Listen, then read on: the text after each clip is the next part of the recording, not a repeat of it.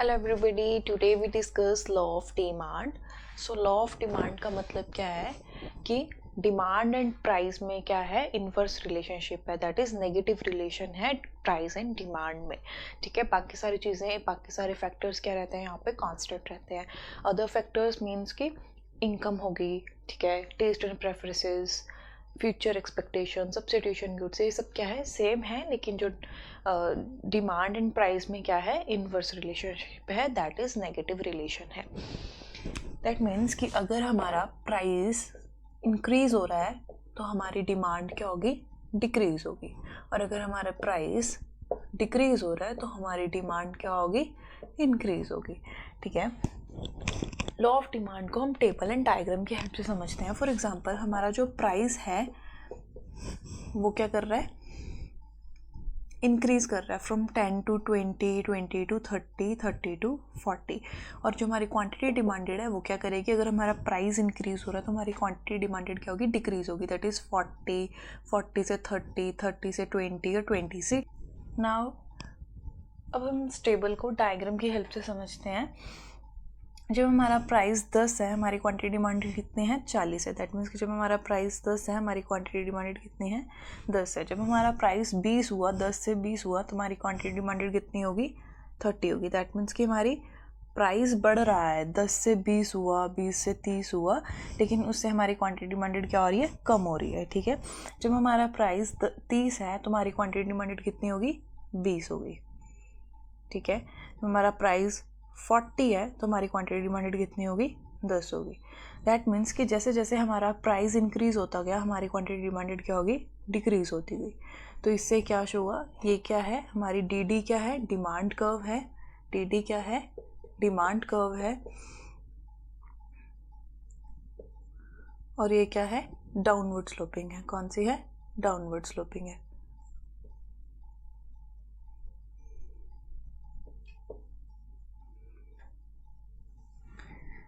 So law of demand में क्या है, बाकी सारे फैक्टर्स क्या रहते हैं, सेम रहते हैं, लेकिन हमारा प्राइस एंड डिमांड में क्या है, इन्वर्स रिलेशनशिप है। जब हमारा प्राइस इंक्रीज होता है तो हमारी डिमांड क्या हो जाती है, डिक्रीज हो जाती है।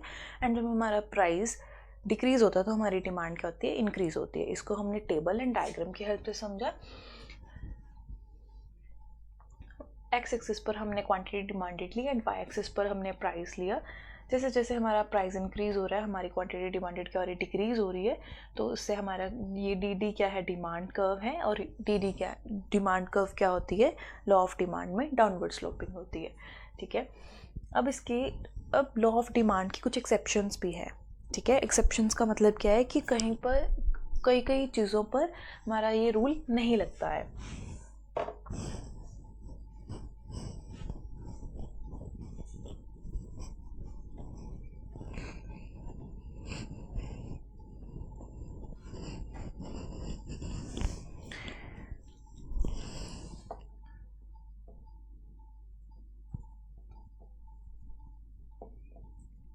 Exceptions of law of demand. तो सबसे पहले इसकी एक्सेप्शन क्या है, गिवन गुड्स। क्या है, गिवन गुड्स। तो गिवन गुड्स में क्या है, हमारी डिमांड कर्व क्या है, पॉजिटिव स्लोप करती है। क्या है, पॉजिटिव स्लोप करती है। दैट मीन्स कि ऐसे पॉजिटिव स्लोप करती है। जब हमारा प्राइस बढ़ रहा है तो हमारी डिमांड भी क्या हो रही है, इसमें इंक्रीज हो रही है। दैट मीन्स कि ये लॉ ऑफ डिमांड का जो रूल है उसको फॉलो नहीं करता है। ठीक है, और जो गिवन गुड्स होती हैं कौन सी होती हैं, चीप गुड्स होती हैं। कौन सी होती हैं, चीप गुड्स होती हैं। ठीक है, सस्ती गुड्स जो होती हैं। और इन जो कंज्यूमर होता है मोस्टली वो क्या होता है, पुअर होता है। इनका कंज्यूमर कौन होता है, पुअर कंज्यूमर होता है इनका। और जो पुअर कंज्यूमर होता है वो मोस्टली किस पे स्पेंड करता है, वो मोस्टली स्पेंड किस पे करता है, अपनी इनकम पर, फूड पर। ठीक है, बेसिक नेसेसिटीज़ पर वो स्पेंड करता है ज़्यादा। ठीक है, सेकंड इसकी एक्सेप्शन है वेबलिन गुड।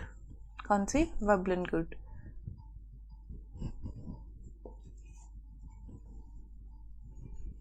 वेबलिन गुड्स कौन सी होती हैं, लग्जरी गुड्स होती हैं। कौन सी, लग्जरी गुड्स होती हैं। ठीक है, एग्जाम्पल कौन सी बनी इसकी, गोल्ड, कार्स, लग्जरी कार्स जो होती हैं वो सब क्या बनी है इसकी, एग्जाम्पल्स बनी। तो वेबलिन गुड्स भी क्या है, शो ऑफ करने के लिए इसको कंज्यूमर बाय करता है। किसके लिए? शो ऑफ करने के लिए। इसको कंज्यूमर क्यों बाय करता है? शो ऑफ करने के लिए। जब इनका प्राइस बढ़ जाता है, जब प्राइस बढ़ जाता है तो इनकी डिमांड भी क्या हो जाती है? बढ़ जाती है। ठीक है। और जब इनका प्राइस डिक्रीज़ हो जाता है तब इनकी डिमांड भी क्या हो जाती है? डिक्रीज़ हो जाती है। फॉर एग्जांपल गोल्ड, ठीक है, फॉर एग्जांपल कार्स, ये किसके लिए होती है? शो ऑफ के लिए होती है। तो ये भी क्या है? पॉजिटिव स्लोप करता है। कौन सा? पॉजिटिव स्लोप है। इसकी डिमांड कर्व क्या है? पॉजिटिव स्लोप है। ओके। उसके बाद है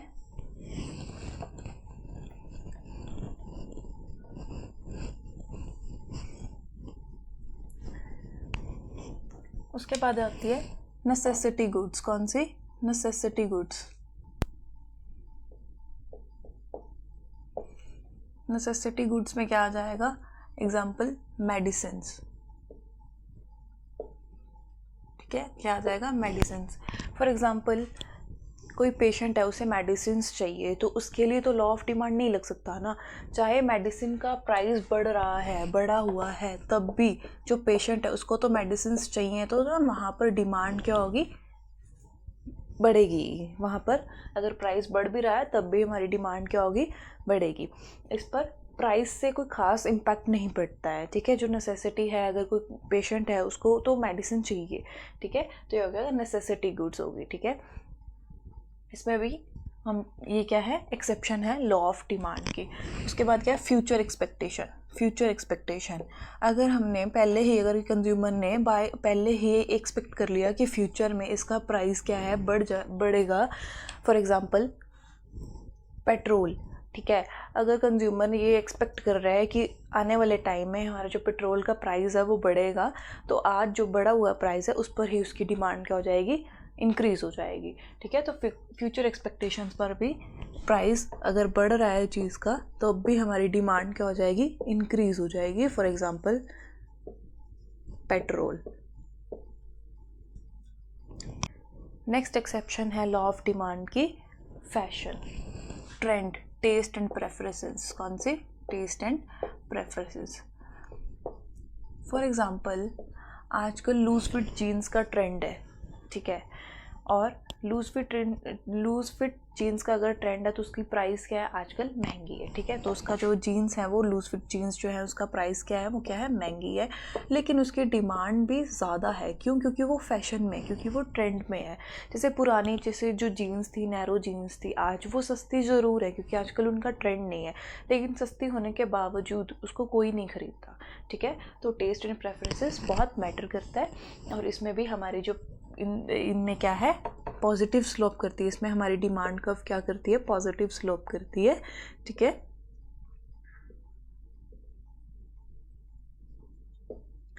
दैट मीन्स कि यहाँ पर कौन सा? डिमांड एंड प्राइस में क्या है? पॉजिटिव रिलेशन है। कौन सा? पॉजिटिव रिलेशन है, डायरेक्ट रिलेशन है। ठीक है, नेक्स्ट है इग्नोरेंस। ठीक है, नेक्स्ट कौन सा है? इग्नोरेंस एक्सेप्शन है। ठीक है, यहाँ पर क्या होता है? कंज्यूमर को क्या है? लैक ऑफ नॉलेज है। कंज्यूमर को लैक ऑफ नॉलेज है about demand and price, quality. ठीक है, यहाँ पर क्या है? कंज्यूमर को लैक ऑफ नॉलेज है अबाउट क्वालिटी एंड प्राइस। यहाँ पर कंज्यूमर ये एक्सपेक्ट करते हैं कि अगर किसी चीज़ का प्राइस ज़्यादा है दैट मीन्स कि वो बेटर है, उसकी क्वालिटी क्या है? बेटर है। इसलिए अगर प्राइस ज़्यादा होता है किसी चीज़ का तो वो उसी की ही डिमांड ज़्यादा करता है, लेकिन एक्चुअल में ऐसा नहीं होता है। बहुत चीज़ों में ऐसा नहीं होता है। कई बार चीज़ों का प्राइस सस्ता होता है लेकिन उसकी क्वालिटी क्या होती है? बेटर होती है। लेकिन लैक ऑफ नॉलेज की वजह से कंज्यूमर ये एक्सपेक्ट करते हैं कि जिस चीज़ का प्राइस ज़्यादा है तो उसकी क्वालिटी भी क्या है? ज़्यादा होएगी, अच्छी होएगी। ठीक है, तो इसमें भी ये भी क्या है? एक एक्सेप्शन है लॉ ऑफ डिमांड की। इसमें भी डायरेक्ट और पॉजिटिव रिलेशनशिप है डिमांड एंड प्राइस में। इसमें भी हमारे डिमांड कर्व क्या करता है? डिमांड कर्व क्या है? पॉजिटिव स्लोप करता है। ठीक है, इसमें हमारी डिमांड कर्व क्या करती है? पॉजिटिव स्लोप करती है।